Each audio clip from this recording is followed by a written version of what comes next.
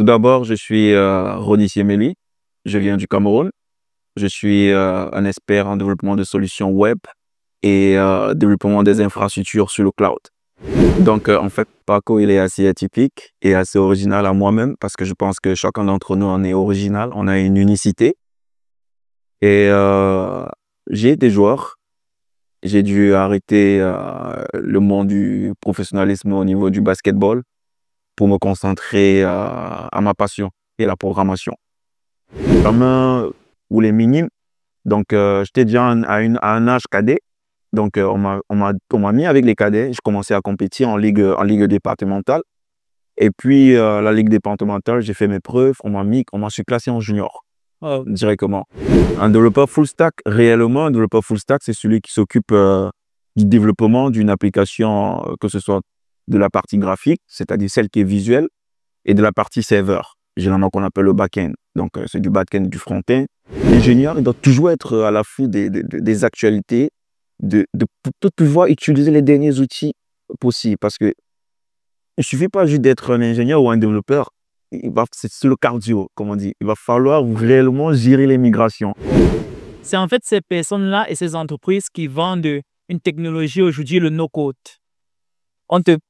Ils promettent en fait à des personnes qui n'ont aucun bagage en programmation de développer des applications et des sites web sans programmer une ligne de code.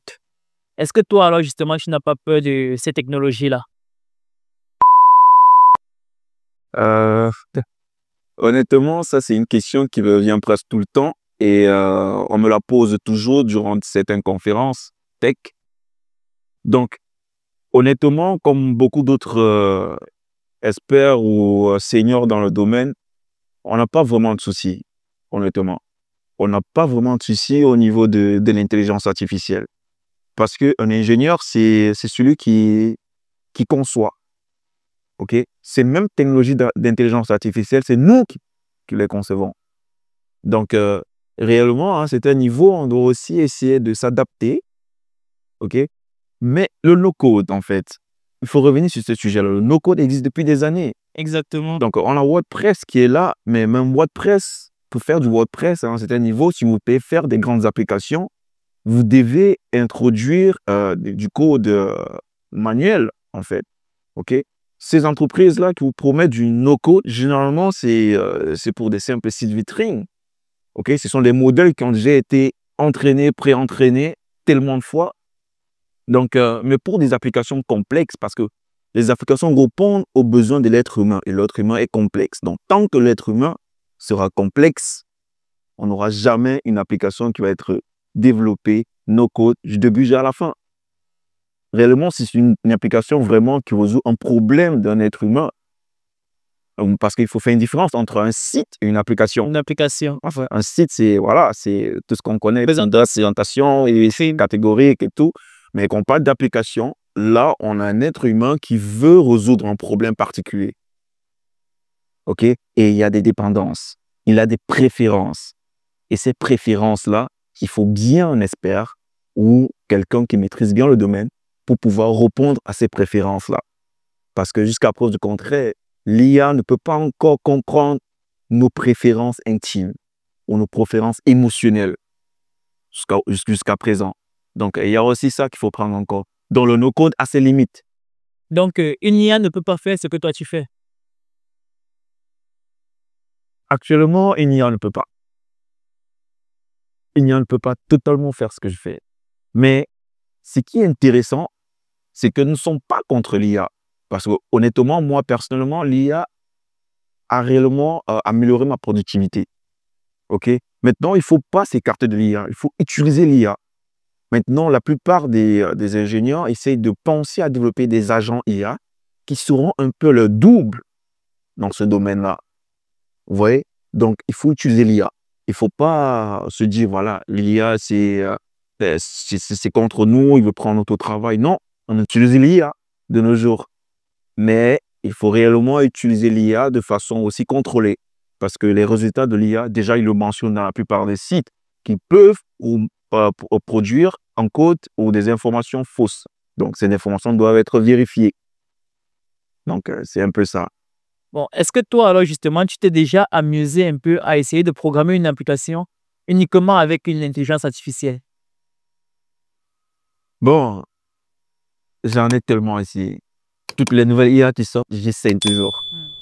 Il y en a tellement et je teste toujours parce que honnêtement, pour moi qui vise aussi un marché, il y a aussi un business derrière. Si on a un outil qui nous permet de résoudre un problème en 1 minute, 2 minutes, faut pas être aigri, il faut l'utiliser. Faut pas être fou, on va l'utiliser. Et maintenant, le réel défi d'un ingénieur en ce moment-là, c'est réellement qu'est-ce que je peux faire de plus, vu que ça existe déjà. Comment tu peux l'utiliser, Exactement, améliorer ton processus? exactement. Donc là, on passe à une autre étape. Donc là, il faut développer encore des trucs encore plus intéressants. Donc, si je me suis amusé plusieurs fois à essayer de produire des sites depuis une IA, que ce soit gratuit ou payant, j'ai rencontré beaucoup de problèmes. Donc, déjà, les prompts doivent être successifs. Il faut bien diriger l'IA. Parce que vous dirigez mal l'IA et vous faites une orchestration fausse. Et aussi, lorsque tu es dans une session avec une intelligence artificielle, par exemple, tu veux développer ton application, tu es en train de lui poser un certain problème, tu suis un certain cheminement, et puis la section expire. Tu vois, lorsque tu ouvres une nouvelle session, j'ai l'impression qu'elle perd le fil de tout ce que tu lui as déjà demandé. Lorsque tu essayes de suivre, lui poser le même problème, la suite du même problème, elle ne se retrouve plus, elle recommence encore à zéro. Donc, est-ce que ça t'arrive ou alors tu n'as pas constaté ce problème-là? Donc, moi, personnellement, ça m'est arrivé plusieurs fois. Et il est clair que chaque fois que vous allez poser une question, vous risquez d'avoir un résultat différent pour une même question. Donc, généralement, lorsque je tombe dans ce genre de scénario, c'est tombé au début de ChatGPT, on va dire. Mais après, ChatGPT a eu cette nouvelle fonctionnalité où les conversations sont sauvegardées et vous pouvez revenir sur ces conversations-là.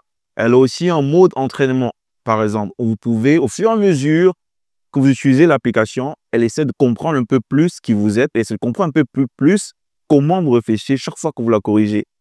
Donc, c'est une application c'est une fonctionnalité qui est, on peut l'activer ou la désactiver.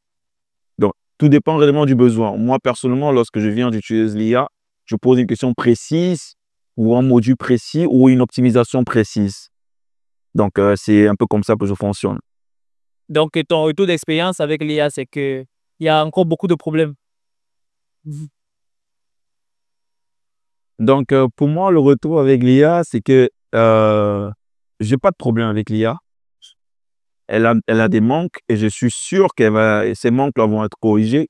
C'est pourquoi, de nos jours, on commence déjà à se préparer à concevoir nos propres agents IA. Et déjà, il y en a beaucoup d'agents IA qui sont orientés dans différents domaines spécifiques.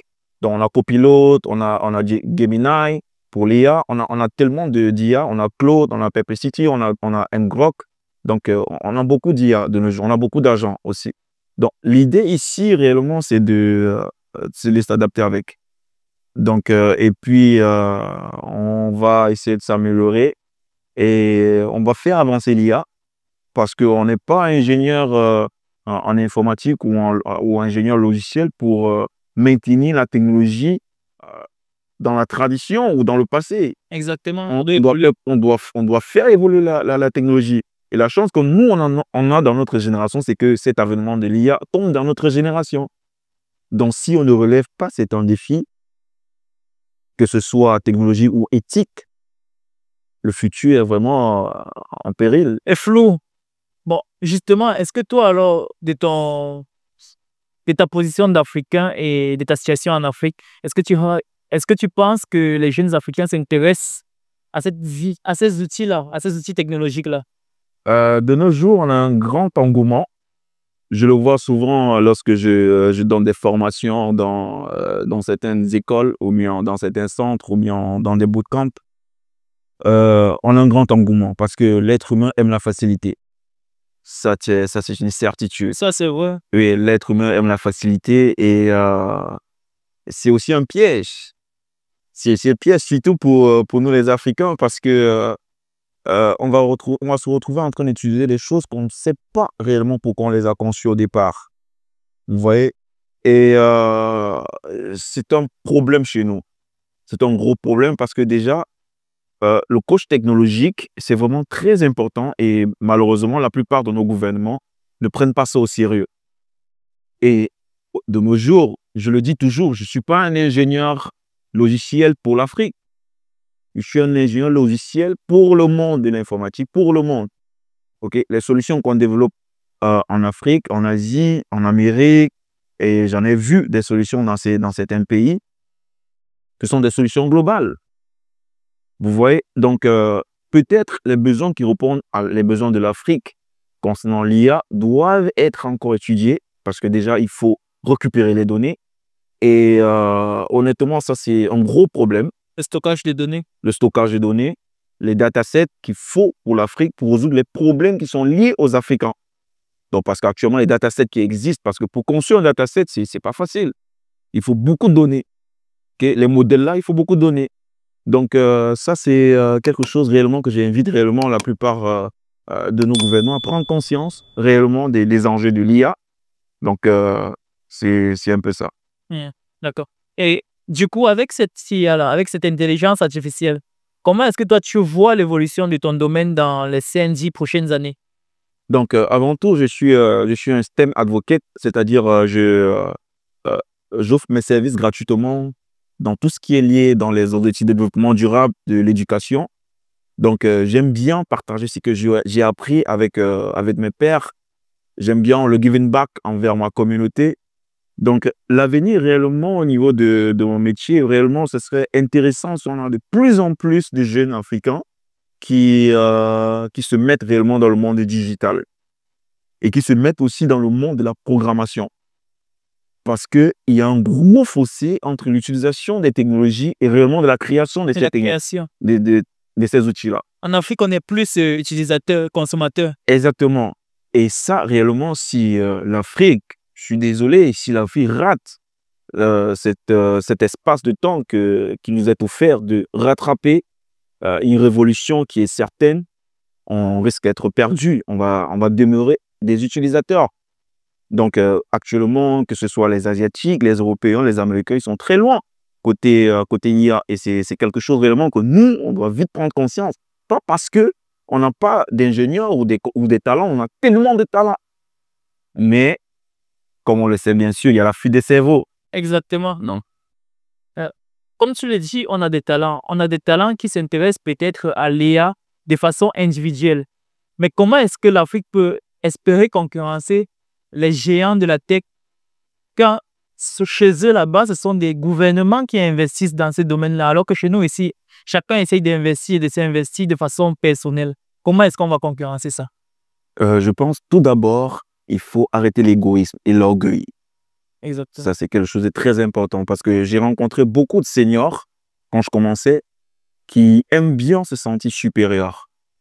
Donc, chez nous, on n'a pas vraiment l'esprit du partage. Et ça, c'est quelque chose qu'il faut réduire. Il faut changer ça. Et il y a de l'espace pour tout le monde. Vous voyez, il y a de l'espace pour tout le monde pour pouvoir s'en sortir dans ce domaine-là. Donc, de nos jours, qu'est-ce qu'il faut faire? L'avantage qu'on a, on a Internet. OK? Avec l'Internet, vous pouvez vous former. Parce que moi, là-bas, je suis autodidacte. J'ai utilisé l'Internet pour pouvoir me former. Donc, que de passer des dizaines d'heures sur TikTok ou sur YouTube ou sur Facebook, nous, honnêtement, Africains, on ne doit pas réellement se mettre dans ce genre de routine. Ça, c'est la distraction. Mieux même encore YouTube, tu peux apprendre TikTok et des vidéos de 10 secondes, oui. 1 seconde. Bien évidemment. Donc, il est question réellement, lorsqu'on commence à se former, après la formation, ce qui est sûr, vous allez trouver des hubs d'innovation, que vous le voulez ou pas, que ce soit des Fab Labs, que ce soit des incubateurs, que ce soit des accélérateurs. Vous allez trouver des gens qui partagent la même passion que vous. Une vision que vous. Exactement, en participant à des conférences, des événements. Je vois la tendance un peu en Afrique actuellement. Je vois beaucoup de conférences aussi qui entrent dans le secteur digital. Ça, déjà, c'est une très bonne chose. Mais ce qu'il aussi faut noter, c'est que la plupart de ces conférences sont généralement financées par des bailleurs de fonds étrangers. Mais quand est-ce que nos propres gouvernements vont financer ces conférences-là pour encourager ces jeunes qui sont au chômage, parce qu'il y a noté que le domaine du digital offre une capacité d'emploi inestimable. Énorme, énorme. Oui, donc il faut vraiment prendre ça en compte. Donc, ça, c'est un gros problème. Il faut que nos gouvernements investissent dans ce domaine-là. On ne peut pas concurrencer les géants quand tout le gouvernement américain investit dans une technologie. Comment est-ce qu'un simple Camerounais, un simple Tchadien ou alors un simple Ivoirien va venir concurrencer le gouvernement américain? Comment? Donc, c'est très compliqué, je trouve. Ouais, exactement. Mais c'est possible. C'est possible parce que les Chinois l'ont fait. Quand je vous parle des Chinois, en fait, je vous parle des acteurs qui interviennent dans l'écosystème chinois, pas du gouvernement. Par exemple, Jack Ma, il a lancé Alibaba. On a le cas ici en Tunisie. On a une startup qui s'appelle Instadeep. Elle est venue dans un écosystème avec, bien sûr, on peut me renseigner sur Instadeep, elle a été rachetée à des centaines de millions. Donc là, il faut voir si est-ce qu'on peut ou on ne peut pas. Mais la réponse est très claire. La concurrence, elle existe, mais c'est tout à fait possible de concurrencer ces domaines-là. Ces entreprises, ces géants, que ce soit américains, chinois, européens, c'est tout à fait possible. Au Cameroun, on a un Mélicien qui a créé le Cardiopath et il a fait des levées de fonds. Donc, tout est possible. Mais là, tu nous parles de Jack Ma. Ce n'est pas de manière personnelle, ce n'est pas une initiative personnelle. On parle de gouvernements qui ont créé leurs héros nationaux pour aller conquérir l'extérieur.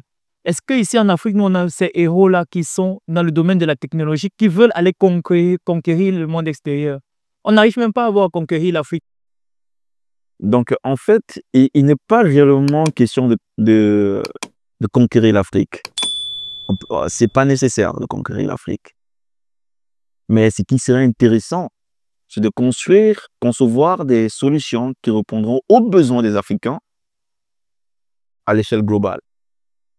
Vous voyez, c'est d'imposer nos solutions sur le plan global, ok?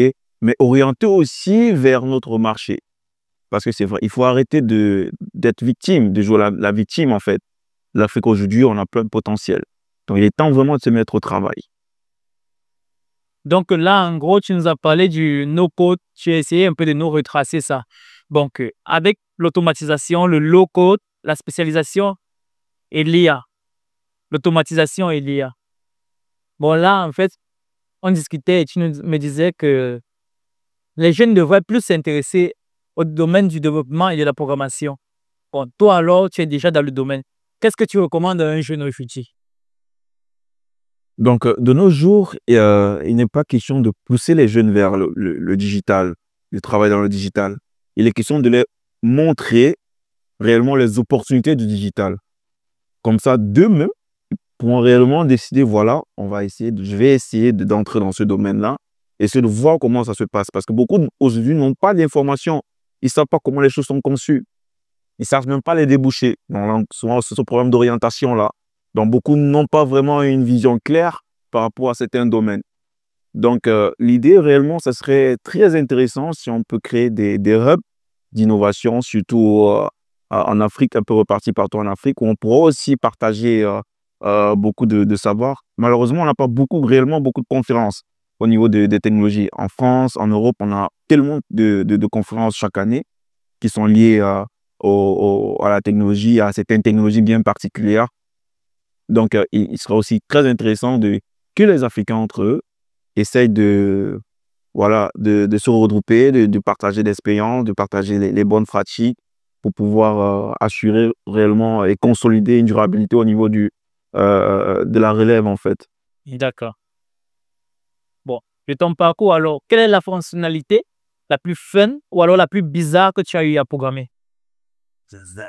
Bon, honnêtement, la plupart de mes fonctionnalités, pour moi, c'est toujours fun parce que j'aime bien voir le résultat de mon travail. Ça me fait plaisir lorsque je vois des personnes qui utilisent certaines applications. Certains ne savent même pas qu'il y a un Ronis qui est derrière certaines applications. Donc, pour moi, c'est intéressant lorsque je reste à côté de quelqu'un, je me rends compte qu'il utilise l'application et il est content. Et voilà. Parce que je sais parfois que si je dis c'est moi, il va commencer à regarder trop il va commencer à dire, voilà, il y a des défauts, il va commencer à regarder les défauts et tout ça. Donc, pour moi, je préfère souvent rester tranquille et savoir réellement son retour par rapport à certaines choses. Dernièrement, on a lancé un produit au Cameroun et on veut bien voir les retours parce qu'on on reste, on reste d'abord en arrière-plan pour récupérer les premiers retours d'utilisateurs. Et c'est ça qui est vraiment important. Par rapport à certaines fonctionnalités, les fonctionnalités, la fonctionnalité, on va dire, la plus fun pour moi, c'est surtout la fonctionnalité de paiement. OK? Donc, c'est la fonctionnalité qui, au début, quand je commençais, c'était la fonctionnalité la plus mystique pour moi, le paiement. C'est très compliqué en Afrique. Donc, en fait, j'ai parcouru beaucoup de ressources à cette époque-là. Je n'ai pas trouvé réellement une ressource qui m'explique de A à Z avec toutes les péripéties possibles par rapport aux fonctionnalités de paiement. Donc, je me suis rendu compte que, bien sûr, c'est sûr que la plupart des entreprises ou bien la plupart de certains développeurs ne veulent pas réellement. Puis la technologie. Ils ne veulent pas aussi expliquer le workflow, comment ils gèrent le paiement dans leur plateforme. Donc, les bribes de code que j'ai trouvées, ce n'était pas assez spécifique pour répondre aux besoins. Donc, là, réellement, c'est là où la documentation entre en jeu. Donc, j'ai lu la documentation et quand j'ai réussi à implémenter cette feature-là pour la première fois et gérer la sécurité liée au webhook et tout ça, pour moi, je suis très content de voir que quelqu'un vient sur ma plateforme, il peut faire un paiement et voilà, il reçoit ce qu'il est de droit. Donc, c'est ça aussi qui, parfois, et aussi les migrations. Donc, ce qui est aussi fun parfois, c'est que vous travaillez sur une technologie et demain, on vous dit que cette technologie est obsolète et vous devez faire une migration. Donc, vous avez le choix. Soit vous prenez ça de façon fun, soit vous prenez ça de façon vraiment Relou. exactement. Et là, vraiment, vous allez pouvoir vous stresser autant que possible parce que on peut vous dire que c'est obsolète parce qu'il y a une faille de sécurité. Et là, vous ne pouvez plus donner ce produit à un client parce que voilà, il n'est pas utilisable, ce code. Il est brisé. Vous voyez? Donc, et les dernières fonctionnalités que je trouve vraiment, vraiment très fun et très intéressant pour moi, c'est les tests. Donc, Et quoi? les tests. Ah, les tests. Oui, il est très intéressant parfois parce que lorsqu'on écrit une application et qu'on automatise les tests pour être sûr que les résultats attendus soient toujours les mêmes, qu'importe les années, qu'importe ce qui se passe, là, on est sûr qu'on a écrit, parce que nous sommes des êtres humains, on peut faire des erreurs. Il y a des use cases qu'on peut oublier, mais il faut déjà que les use cases qu'on a écrits soient efficaces. OK? Je dis toujours que et je l'ai lu dans un forum de monsieur Michael Azerrad, c'est l'un des leaders en TDD en France. Donc, il était question de comprendre un peu la logique derrière le test driven development. Donc, c'est une philosophie dans le développement. Donc, pour moi, l'idée réellement du test est sortie avec cette analogie-ci. C'est-à-dire quoi? Vous avez votre chambre de rangement. OK? Votre mère, elle vient, elle range votre chambre, elle range vos habits, elle classe les pantalons ici, les t-shirts ici, les slips ici, et ainsi de suite. Tout est OK, c'est propre, c'est classé comme il faut. OK? Ça, c'est votre code que vous avez conçu. OK? Maintenant, vous allez tirer un pantalon Oui. un matin. Vous allez rentrer, vous allez le ranger. Vous n'allez plus ranger ce pantalon comme votre mère l'a rangé. Parfois, vous pouvez le ranger comme votre mère l'a rangé. C'est possible. C'est possible, oui. OK? Mais généralement, on se retrouve en train de placer un pantalon et changer l'alignement où c'était et ainsi de suite. Donc là, on commence à avoir un code qui est brisé. OK? Mais le programmeur, c'est lui qui fait le code. Quelle personne externe va venir modifier le code à sa place? Donc, OK, exactement. Donc, voilà alors un problème pour résoudre ce problème-là. Ce problème, c'est quoi? C'est que vous allez concevoir une application. OK? Après 5 années, ou même après un mois, une application, c'est des milliers et des milliers de lignes de code. OK? Je vais écrire des milliers et des milliers de lignes de code. Ce qui est sûr, je vais faire des erreurs. OK? Et après des mois, quand je veux revenir sur un code, pour peut-être un bug qu'on a trouvé sur une fonctionnalité, je dois corriger ce bug-là. OK? En corrigeant ce bug-là, qu'est-ce qui me prouve qu'en corrigeant ce bug-là, ça ne va pas créer notre dépendance qui va mettre en péril une autre partie du code? C'est là où les tests sont importants. C'est-à-dire le test, vous allez créer une chaîne d'automatisation pour dire que telle fonctionnalité doit toujours répondre à tel genre de résultat. Quand vous allez tourner vos tests, si ça passe, ça veut dire que les autres parties du code ne sont pas brisées. Ouais, ça, c'est l'important du test pour garder l'intégrité de votre code.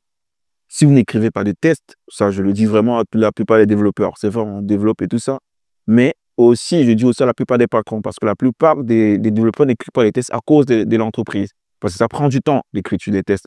Et parfois, ils sont plus orientés business qu'orientés réellement qualité de produit. Qualité du produit. Vous voyez, mais c'est vrai, la plupart des corporates écrivent des tests parce que c'est très important, l'intégrité des applications. D'accord. Franchement, excellent, excellent. Je suis très admiratif. Donc, c'est quoi l'application que vous avez développée au Cameroun? Le nom, c'est quoi? Alors, nous avons dernièrement, l'une de mes dernières réalisations avec mon équipe, c'était lazone.com, LAZONES.com. Donc, c'était juste, l'idée, c'était de développer un produit. L'idée, d'abord, c'était un MVP, développer un produit vite fait avec un no estimate, avec une méthodologie no estimate, c'est-à-dire on ne programme pas un temps de livraison. Donc, on lance directement en production pour réellement attaquer le marché, pour récupérer les besoins. Le besoin, réellement, c'était au niveau des annonces au Cameroun. OK? Et on compte l'expandre un peu plus en Afrique parce qu'on a eu des personnes qui ont fait des retours, que ce soit au Burkina Faso, au Bénin, en Côte d'Ivoire, au Niger, qui auraient besoin de ce type de solution pour pouvoir exposer leurs produits. Parce que la plupart des personnes qui ont des produits, surtout les petits entrepreneurs, donc, parce que c'est la tendance actuellement, la plupart des jeunes aujourd'hui ont des petites entreprises. Et parfois, avoir les services d'un site web pour exposer son produit est parfois difficile parce que ça nécessite un certain fonds.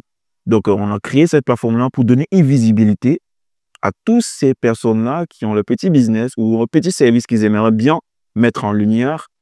On crée cette plateforme-là où ils pourront poster les annonces et les annonces pourront être filtrées par la zone géographique, tellement de filtres sont disponibles.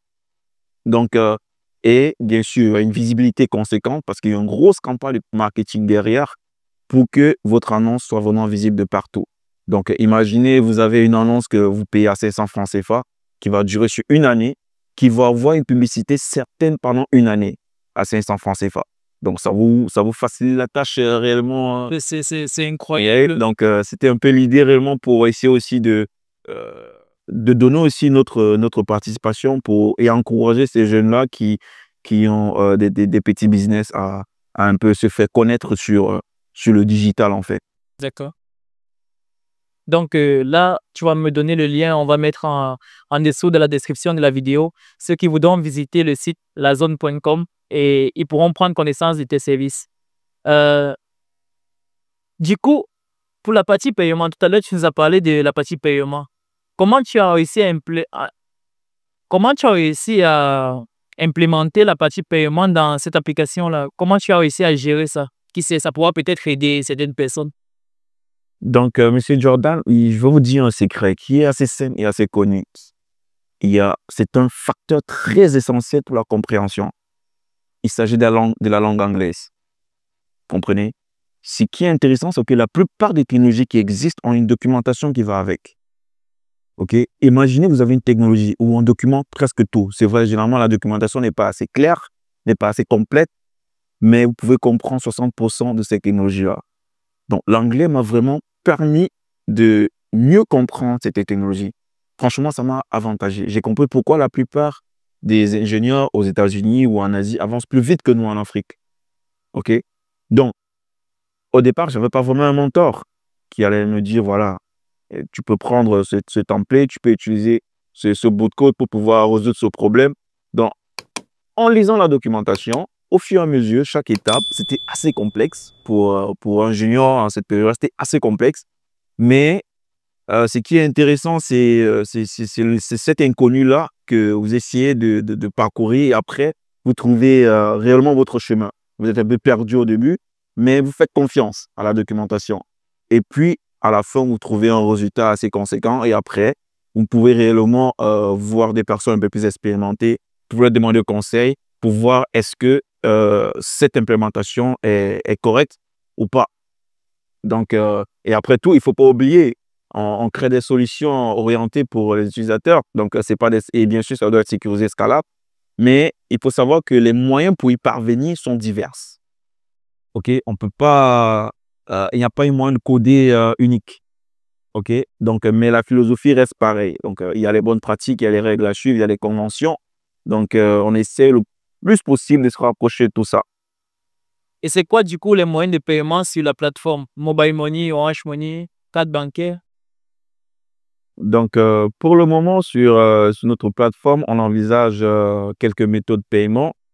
Donc, déjà, ceux qui sont existants, c'est Mobile Money. Donc, présent au Cameroun, dans tous les pays où on utilise Orange Money ou MTN Mobile Money. Notre plateforme est accessible. Donc, vous pouvez payer par Mobile Money. Actuellement, il y a des features il y a une implémentation pour le paiement par PayPal, par compte bancaire aussi, par Stripe aussi et par Connect. Connect, c'est un moyen de paiement ici en Tunisie. Donc, tout ce qui est méthode de paiement assez global, Visa et tout ça, on va les implémenter. Mais ce qui est présent pour le moment, ça répond plus au marché africain et surtout dans la zone Afrique centrale et Afrique de l'Ouest. Donc, c'est surtout ceux qui utilisent Orange Money et MTN Mobile Money. En fait. D'accord, d'accord. Donc franchement, comme je t'ai dit, M. Onis, je suis très admiratif déjà du parcours jusqu'à présent, de ton travail. Quand- Comme il t'a dit, tu es l'un des seuls ingénieurs, développeurs, que lorsqu'on tape le nom Ronis Yemeli, ça apparaît sur le net, on voit développeur full stack. Franchement, c'est une fierté pour nous, tes petits frères.